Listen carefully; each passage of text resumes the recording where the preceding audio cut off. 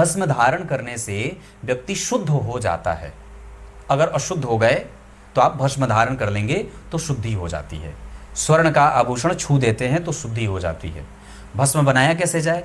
तो जो बेल की लकड़ी होती है, बिल्वपत्र जिसको श्रीफल कहते हैं, उसकी लकड़ी को शिव जी के मंत्रों से जलाया जाए और उसके बाद जो राख बनती है उसे भस्म कहते हैं। वो भस्म धारण करने से लक्ष्मी की प्राप्ति होती है, यश मान पद प्रतिष्ठा की प्राप्ति होती है। क्लियर है? उसको जला लीजिए, उसको डब्बे में रख लीजिए, घी के साथ उसको थोड़ा सा करके अपने माथे पे लगाइए प्रत्येक दिन। इससे भगवान शिव की असीम कृपा प्राप्त होती है। क्लियर है?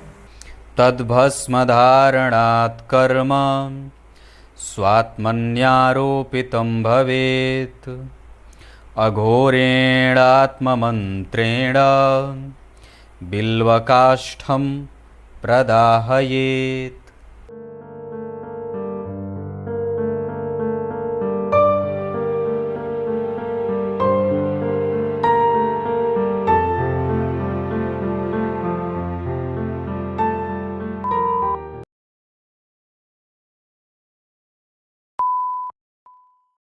प्रिय दर्शकों, नमस्कार।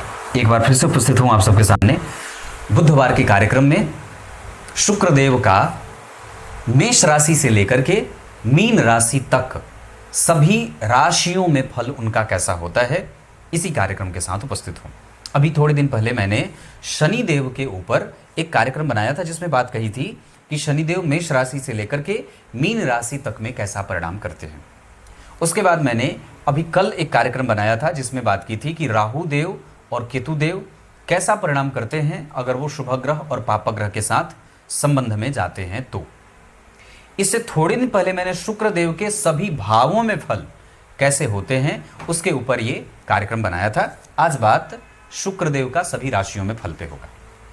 शुरू करते हैं आज का कार्यक्रम। कहीं नहीं जाना है, बिल्कुल बन के रहिएगा। कार्यक्रम निश्चित रूप से शेयर भी किया जाए और कार्यक्रम के आरंभ में जो मैंने श्लोक पढ़ा है उसका अर्थ कार्यक्रम के अंतिम हिस्से में बताऊंगा, जिसमें बताया जाएगा कि भस्म तैयार कैसे किया जाता है, किन किन चीज़ों को जला करके भस्म तैयार होता है तो वो हमें शुद्ध करता है, हमारे पाप का प्रक्षालन करता है। क्लियर है? बात करते हैं शुक्रदेव की। दुनिया में जितनी भी सुंदर चीज़ें हैं, आपकी दृष्टि, आपकी सुंदरता, आपके काम करने की सुंदरता, आपकी अनुभव की स्थिति, आप कितने अनुभवी हैं, मंत्र कितने जपते हैं, समाधि कितना बढ़िया लगाते हैं, ध्यानस्थ कितने होते हैं, चिंतन कितना बढ़िया है, ज्ञान कितना अच्छा है, उच्च कोटि की दार्शनिकता कितनी है, भविष्य देखने की क्षमता कितनी है, मुर्दे व्यक्ति को जीवित करने की शक्ति कितनी है। इसका अर्थ स्पष्ट कर दूं, कोई व्यक्ति विचारों से मर गया है ना, उसको आंदोलित कैसे करना है। कोई व्यक्ति अपने पराक्रम को भूल बैठा है, उसके पराक्रम को कैसे जागृत करना है, उसकी प्रशंसा कैसे करनी है, लिखना कैसे है, लिखने में तेज कैसे डालना है, चेहरे पे तेज कैसे संपन्न, चेहरे को तेज संपन्न कैसे बनाना है, अपनी वाणी को कितना मधुर बनाना है, कलाओं को समझने की शक्ति कितनी है ना। और दुनिया में जितने भी सुगंध हैं वो ब्रह्मदेव ने शुक्रदेव को ये सारी चीज़ों का मालिकाना हक दे दिया है। ये वही शुक्रदेव हैं जो देवासुर संग्राम में असुर जब मृतप्राय हो गए थे, मृत्यु को प्राप्त कर गए थे, तो संजीवनी विद्या के बल पे इन्होंने समस्त असुरों को पुनर्जीवित कर दिया था। और ये संजीवनी विद्या का जो ज्ञान है, संजीवनी विद्या जो है, ये शुक्रदेव ने भगवान भोलेनाथ से उनकी तपस्या करके प्राप्त की थी, है ना। शुक्रदेव को नवग्रहों में जो शुक्रदेव हैं उनमें देवताओं में जो दशावतार है भगवान का, उसमें परशुराम, भगवान परशुराम का अवतार समझना चाहिए। विभिन्न जो ग्रह हैं, जैसे सूर्य भगवान राम हैं, वैसे चंद्रमा कृष्ण, वैसे ही ये शुक्रदेव जो होते हैं वो हमारी कुंडली में साक्षात भगवान परशुराम के अवतार हैं।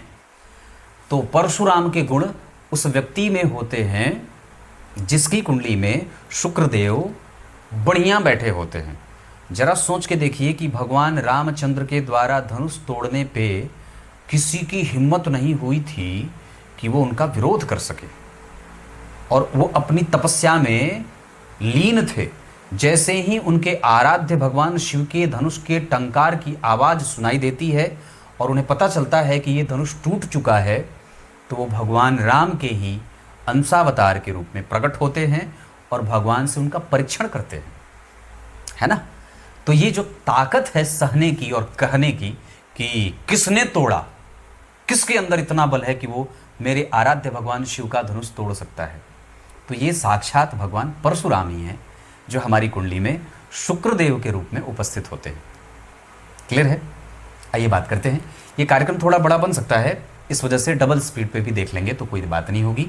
मेष राशि के शुक्रदेव किसी भी भाव में बैठे होंगे, वो व्यक्ति को हठी, जिद्दी, क्रोधी, गुस्सैल, कामी, पर स्त्री में गमन, छोटी महिलाएं, छोटी जो उम्र की बच्चियां हैं, मूर्तियों में भी व्यक्ति गलत और निंदित विचार पनपने वाला हो जाता है। कामोत्तेजक भावनाएं बड़ी तीव्र होती हैं। शुक्र अगर मेष राशि में बैठे हैं तो व्यक्ति कई बार दूसरों के ऊपर आश्रित होता हुआ धन कमाता है। बहुत ध्यान से समझिएगा। अगर आपकी कुंडली में उसी शुक्र के ऊपर अगर किसी और अन्य पापक ग्रह की दृष्टि पड़ जाए तो ये प्रभाव और भी बढ़ जाता है और कई बार व्यक्ति घाव, फोड़ा, फुंसी, चमड़ी से संबंधित समस्या, स्किन डिजीज, नेत्र से संबंधित समस्या, पित्त से संबंधित समस्या, प्रजनन से संबंधित समस्याओं से जूझता है। महिलाएं उसकी दुश्मन हो जाती हैं, महिलाओं से नुकसान होता है और साथ ही साथ उसको एक तरीके की संतति होती है और वो भी सिर्फ पुत्रियां ही होती हैं। क्लियर है। ये बात रही मेष राशि की। धन कमाने के लिए वो व्यक्ति कई बार आरंभ से लेकर के मेहनत करता है, अधेड़ अवस्था के बाद उसको धन कमाने का एक समुचित और अच्छा मार्ग मिल जाता है, पर वो पिता से कभी कभी विद्वेषण करने वाला होता है या पिता की संपत्ति का नुकसान पहुंचाने वाला भी हो जाता है। या इसको आप दूसरे अर्थ में ऐसे ले सकते हैं कि वो अपने पिता की संपत्ति से वंचित होते हुए देखा जाता है, या ये कह सकते हैं कि उसको उसके जितने भाई बहन हैं उसके पिता की संपत्ति बाकी के भाई बहनों को मिल जाए, पर वो उस संपत्ति का उपभोग नहीं कर पाता है, उपयोग नहीं कर पाता है। क्लियर है। वृष राशि के शुक्रदेव धनवान, सुखी, ख्यातिवान, चरित्रवान, अनुभवी, श्रेष्ठ और कुल का पूजक बना देते हैं। वृष राशि के शुक्रदेव ग्रंथों का दाता, ग्रंथ का दान करने वाला, वृक्षारोपण, पर्यावरण की चिंता करने वाला, लोक पूजक होता है। लोग उसकी पूजा करते हैं, प्रेरणा का स्रोत बनता है, दानी, महात्मा, गंभीर और सुंदर नेत्रों के साथ पैतृक संपत्ति की अभिवृद्धि करने वाला होता है। वो पिता की संपत्ति को बढ़ाने वाला होगा। जहां तक उनके पिता ने छोड़ी है संपत्ति, उससे ज्यादा वो इकट्ठा करके मृत्यु को प्राप्त होता है। इतना ही नहीं, वो मामा मामी, नाना नानी और किसी भी रिश्तेदार, चाहे कितने भी दूर के रिश्तेदार हों, सबके साथ उसके अभूतपूर्व संबंध होते हैं। वो परिवार का पोषक होता है और सबके लिए क्षत्रिय की भांति सेवा करने वाला होता है, देखभाल करने वाला होता है, सुरक्षा प्रदान करने वाला होता है। मिथुन राशि के शुक्रदेव लोकख्यात प्राप्त करने वाला, विख्यात होता है अच्छे कामों के लिए, बड़ा ही बुद्धिमान होता है, लेखक, कवि, पत्रकार, बोल करके धन कमाने वाला, गंभीर नेत्रों वाला और बड़ों का आदर करने वाला, गुरु के मंत्रों से दीक्षित, गुरु मंत्र से युक्त, ब्राह्मणों की पूजा, आतिथ्य सत्कार, खूब धनवान, श्रेष्ठ माता का श्रेष्ठ संतान और पिता का दबी जबान से कभी कभी विरोध करने वाला होता है। मिथुन के शुक्र व्यक्ति को चिरंजीवी बनाते हैं, शतायु बनाते हैं। मिथुन के शुक्र व्यक्ति को सुखी मानसिकता का बनाते हैं। मिथुन के शुक्र व्यक्ति को कम्युनिकेटिव और संचार के मामले में डिस्प्यूट को खत्म करने वाला बनाते हैं। आप इसको ऐसे समझ सकते हैं कि बहुत ही बिगड़ी हुई बात को मिथुन के शुक्र वाले बना देते हैं। अगर आप उनको दे देंगे तो बिल्कुल ही गर्त में जो बात बिगड़ गई है, जो बिल्कुल ही बनने की कोई गुंजाइश नहीं है, अगर मिथुन राशि का शुक्र अगर उसको संभालने को उसको दे दिया जाए और खास करके उसी को उसको दशा चल रही हो, तो ऐसे लोग बिगड़ी हुई बात को बना देते हैं और अपने पक्ष में लेके आ जाते हैं। इनके अंदर बड़ी विलक्षण ये बात होती है। क्लियर है? कर्क के शुक्रदेव एक से अधिक संपत्ति का मालिक, अनुभवी, गंभीर, कितनी भी संपत्ति है उसके हाव भाव को देख करके आपको पता नहीं चलेगा कि इतनी संपत्ति का मालिक है। बड़ा ही सोबर नेचर का, बड़े ही शांत, गंभीर वस्त्र धारण करने वाला, मोटे और सुदृढ़ विचारों वाला, मोटे चेहरे का, मोटी चमड़ी का और बड़े ही कुशाग्र मानसिकता का होता है। उसके दिमाग में बहुत सारी चीजें चलती हैं और प्रकट करता है वो उत्तर, सिर्फ उत्तर। कलम पे उसकी कलम, कॉपी और कलम जब देंगे तो उसकी कलम कम चलेगी, दिमाग ज्यादा चलेगा। कैलकुलेटिव माइंडसेट का होता है, भविष्य को समझने में माहिर, दुश्मनों को शत्रु बनाने में कुशल, गंभीर वक्ता और श्रेष्ठ प्रचारक होता है। बहुत ध्यान से समझिएगा। सिंह के शुक्रदेव अच्छे नहीं होते, ये संतति में दिक्कत देते हैं। एक तरीके की संतति होगी, वो भी खाली लड़कियां, है ना, या फिर उसको मेहनत करने के लिए बड़ा विवश होना पड़ता है। वो चाह करके भी बहुत अच्छे से अपना काम नहीं कर पाता है। धन के लिए, इकट्ठा करने के लिए पूरी मेहनत कर रहा है, क्योंकि ये ग्रह यहाँ नीचा विलासी होने लगते हैं शुक्रदेव, तो मेहनत करने के लिए खूब विवश होता है। चाहे जितनी भी मेहनत करे उसको उतनी संपत्ति प्राप्त नहीं होती है। दूर जाकर के धन कमाना पड़ता है, जी हुजूरी करनी पड़ती है, नेत्र से संबंधित समस्या होती है, पाचन तंत्र गड़बड़ होता है, मामा मामी से नुकसान होता है। धन का लोलुप होने के कारण लोग शत्रु भी बन जाते हैं। धन लोलुपता मतलब मुझे और मिले, मुझे और मिले, लालची। शत्रु को मित्र समझने वाला, मित्र को शत्रु समझने वाला, और भविष्य को बिल्कुल ही समझ करके कोई भी निर्णय नहीं लेने वाला। इसके नेगेटिव परिणाम ज़्यादा देखने को मिलते हैं। अगर सूर्य के साथ बैठे हैं तब तो थोड़े अच्छे होंगे, लेकिन अगर किसी शुभ ग्रह से दृष्ट नहीं है और भाव के अधिपति वहाँ नहीं बैठे हैं, तब तो ये और भी गड़बड़ है। मतलब सिंह के सूर्यदेव, मतलब शुक्रदेव अच्छे नहीं होते। शुक्रदेव अगर सिंह राशि में बैठे हैं तो पाचन गड़बड़ होता है, पित्त बढ़ता घटता रहता है, साथ ही साथ उसको उसका यश प्राप्त नहीं होता है। आपने कई बार ऐसे लोगों को सुना होगा कहते हुए कि मैंने परिवार के लिए सब कुछ दे दिया पर मुझे कुछ नहीं मिला। ये ऐसे ही शुक्र वाले होते हैं। इसके बाद एक बात और होती है, यहाँ लोग धूल झाड़ करके खड़े हो जाते हैं। जो भी नुकसान हुआ फिर से वापस खड़े हैं। लड़ाई झगड़ा हुआ, समाज में अपकीर्ति हो गई, डिग्रेडेशन हो गया, हंसी हो गई, फिर भी उनको बहुत ज़्यादा उस बात की फिक्र नहीं रहती है। बच्चे की भांति कई बार हो जाते हैं। पर ये ऐसे ही शुक्र वाले होते हैं जो अपने इज्जत और प्रतिष्ठा की उतनी फिक्र नहीं करते या उतनी चिंता नहीं करते। ये ऐसे शुक्र वाले बनाते हैं सिंह के शुक्र वाले। कन्या के शुक्रदेव, कुछ ग्रंथों में इसे अच्छा भी कहा गया है, कुछ ग्रंथों में इसे नीच का कहने के कारण कमजोर परिणाम कहा गया है। पर एक नेगेटिव तो पक्का दोनों ही ग्रंथों में मैंने पढ़ा है कि पत्नी का सुख उसको कम मिलता है। सांसारिक सुखों के लिए उसको यथेष्ट मेहनत से ज़्यादा मेहनत करनी पड़ती है। 20 अंक पाने के लिए उसको 40 और 50 के बराबर मेहनत करनी पड़ती है। ऋण में अगर दब जाए तो फिर निकलने में बड़ी मुश्किल हो जाती है। कोर्ट केस कचहरी का मामला पीछा छोड़ता ही नहीं है। इतना ही नहीं, समाज का जो पदस्थ अधिकारी वर्ग है वो आपके खिलाफ षड्यंत्र कर बैठता है। गायन, लेखन, कला और कौशल, इन सभी चीज़ों में दिमाग थोड़ा कम लगता है। मैनेजमेंट अच्छी हो जाती है, बैक ऑफिस का काम अच्छा हो जाता है, किसी भी तरीके से किसी दूसरे के काम को संभालना ये बहुत अच्छा हो सकता है। अनुभव होने के बाद भी व्यक्ति उस अनुभव का सही तरीके से श्रेष्ठ लाभ प्राप्त नहीं कर पाता है। यह नीच के शुक्र का प्रभाव होगा। पर अच्छा क्या है, व्यक्ति बोलता अच्छा है, सुनता अच्छा है, गुणी होता है, गुणने वाला गुणी होता है। इसी वजह से तो अनुभव तो है पर उसका सुख प्राप्त नहीं होता। तो ये नीच के शुक्र का परिणाम होता है। वस्तुतः इसके अच्छे पक्ष जो हैं वो व्यक्ति सेवा करने वाला, सेवा परायण, धार्मिक, धर्म का लाभ, भाग्यशाली, किसी न किसी का सपोर्ट इसको मिलता रहे। बड़े भाई, छोटे भाई, बड़ी माता, पिताजी, बड़े पिताजी, इन लोगों का सुख या इन लोगों का सहारा व्यक्ति को मिलता रहता है। बहुत सारे भाई बहन हैं तो भाइयों का सुख और सहारा मिलता रहता है। पर कन्या के शुक्रदेव व्यक्ति को किसी भी अवस्था में दुखी नहीं होने देते हैं। ये बात मैंने शुक्र तक के लिए बता दी। तुला के शुक्र जो होते हैं वो व्यक्ति को भविष्य दृष्टा बनाते हैं।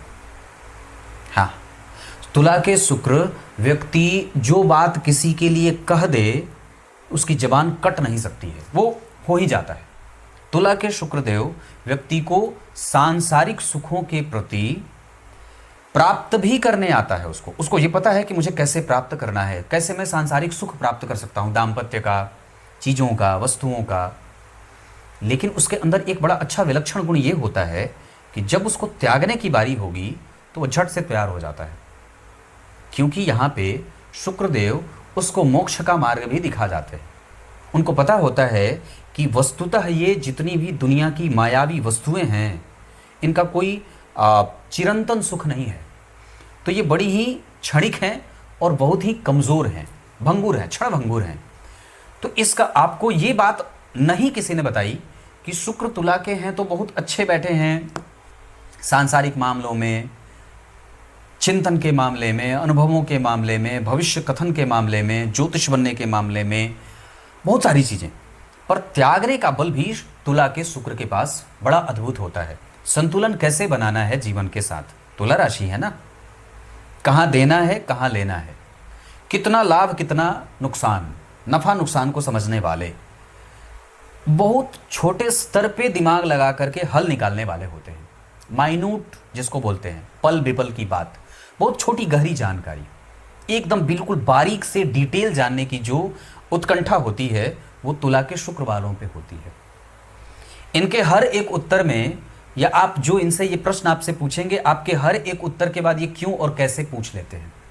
बड़ी विलक्षण बात है इनमें, क्यों और कैसे। और यही क्यों और कैसे इनको बड़ा ही कुशाग्र मानसिकता का बना देता है। इनकी वृद्ध अवस्था भी में इनकी सुंदरता कम नहीं होती है। ये इतने विलक्षण सुंदर होते हैं कि चाहे कितने भी बूढ़े हो जाएं, चाहे पुरुष हो चाहे स्त्री, अपने अंदर वो प्रभाव आकर्षण का रखते हैं कि कोई भी इनको देख करके मोहित हो जाता है।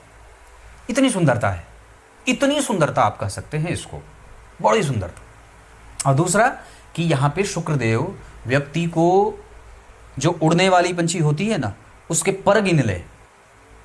हम लोग कहावत कहते हैं कि उड़ती चिड़िया के पंख गिनना, ये शुक्र वाले ऐसे ही शुक्र वाले कहते हैं।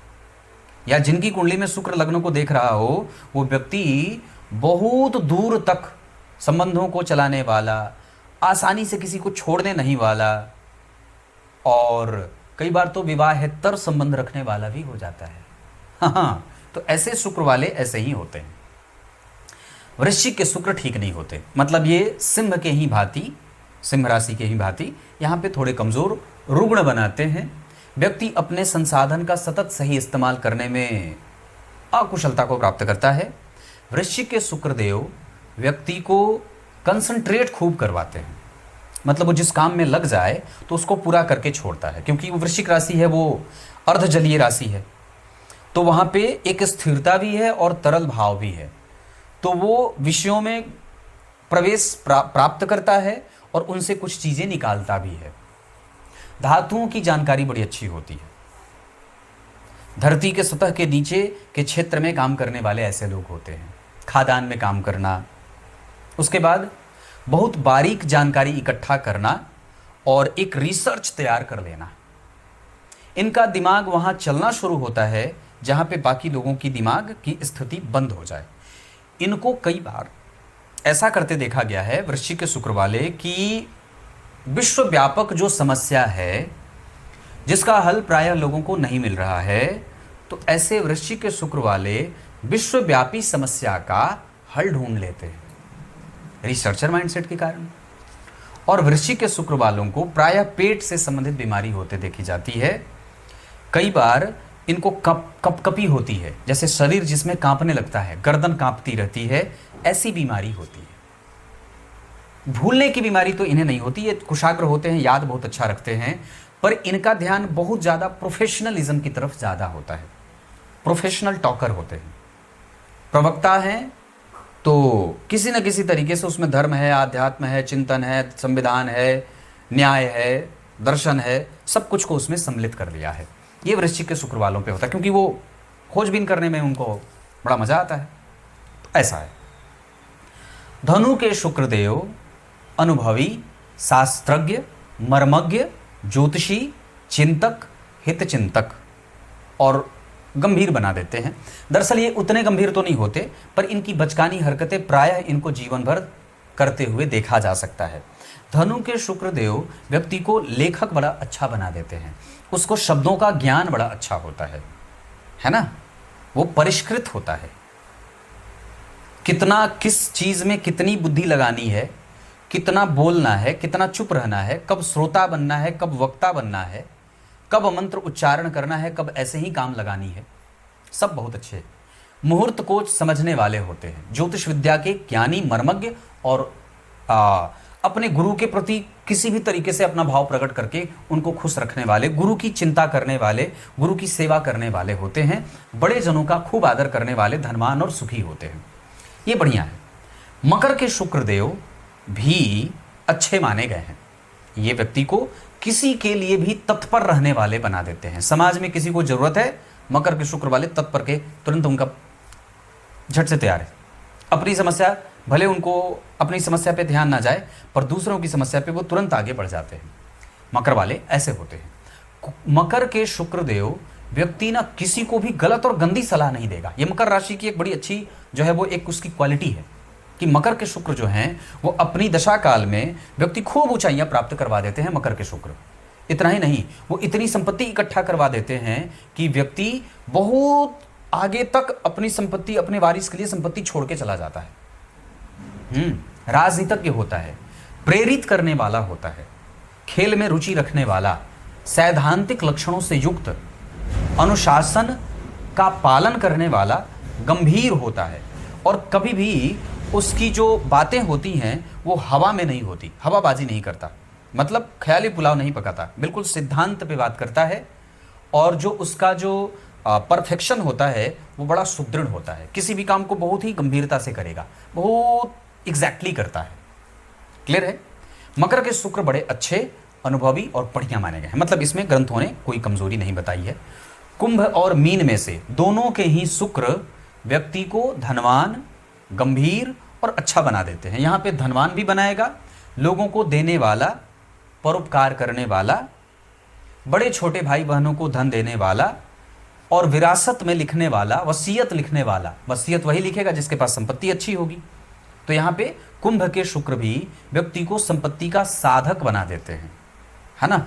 हित चिंतक, समाज का हित करने वाला, और कोई भी ऐसा काम ना करे जिससे समाज में उसकी किरकिरी हो, ऐसी मानसिकता रखने वाले ये कुंभ के शुक्र वाले होते हैं। इनका बड़ा ध्यान सामाजिकता पे होती है कि भाई मुझे कोई कमजोर ना कहे, मेरी कपड़े पे बिल्कुल भी दाग ना लगे।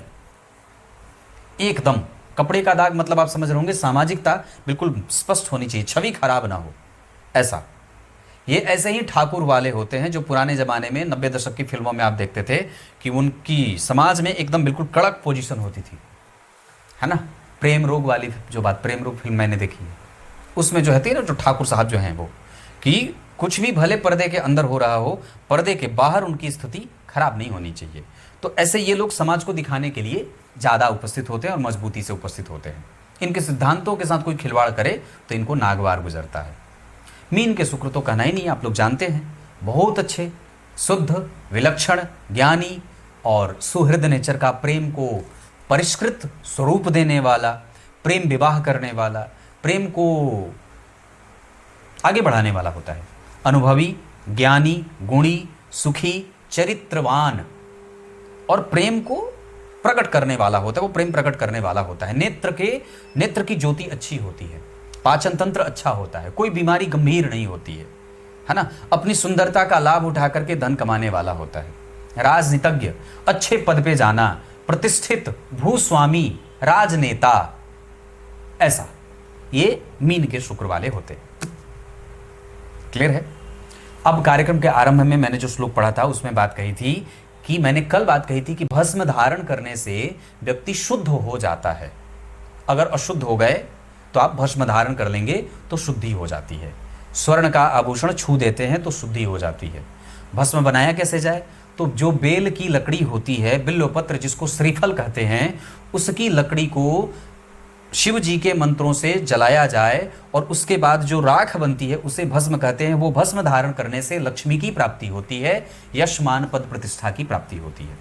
क्लियर है? उसको जला लीजिए, उसको डब्बे में रख लीजिए, घी के साथ उसको थोड़ा सा करके अपने माथे पे लगाइए प्रत्येक दिन। इससे भगवान शिव की असीम कृपा प्राप्त होती है। क्लियर है? कुछ इसी तरीके से आज के इस महत्वपूर्ण कार्यक्रम का समापन करते हैं। कार्यक्रम रोज देखा करिए, कार्यक्रम शेयर भी करिए। रविवार के कार्यक्रम के लिए अपना डेट ऑफ बर्थ वगैरह भी जरूर लिखा जाए। तब तक के लिए बहुत बहुत नमस्कार।